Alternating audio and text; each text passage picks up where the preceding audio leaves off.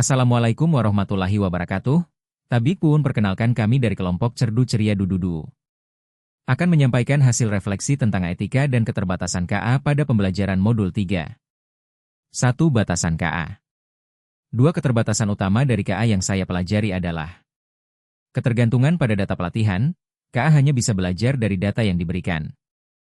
Jika data tersebut tidak lengkap, tidak akurat, atau bias, maka hasil keputusan KA juga bisa salah atau tidak adil. Menurut saya, ini merupakan keterbatasan besar karena membuat KA sangat tergantung pada manusia untuk memberi data yang berkualitas dan beragam. Tidak memiliki pemahaman kontekstual atau emosi, KA tidak benar-benar mengerti seperti manusia. Ia hanya mengenali pola.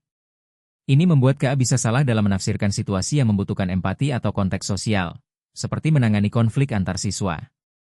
Saya melihat ini sebagai keterbatasan penting, karena dalam dunia pendidikan, konteks dan emosi sangat berperan.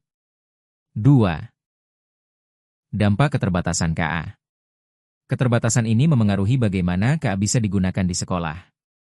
Misalnya, jika KA digunakan untuk menilai pekerjaan siswa secara otomatis, seperti menulis esai atau jawaban terbuka, maka sistem bisa tidak adil jika tidak dilatih dengan berbagai jenis tulisan dari siswa dengan latar belakang berbeda.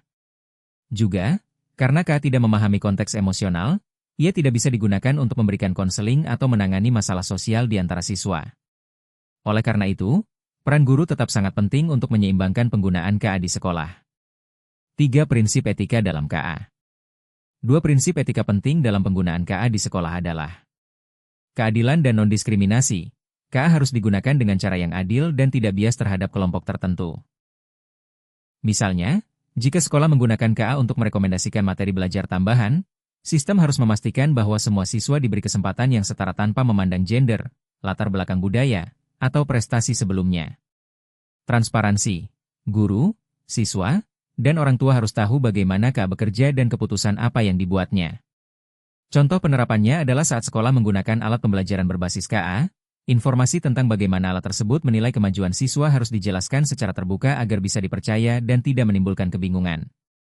Refleksi ini menunjukkan bahwa meskipun KA bisa sangat membantu, penggunaannya harus dilakukan dengan hati-hati, mempertimbangkan keterbatasannya, dan menjunjung tinggi prinsip etika. Demikianlah hasil refleksi dari kami kelompok Ceria Dududu. Terima kasih. Wassalamualaikum warahmatullahi wabarakatuh.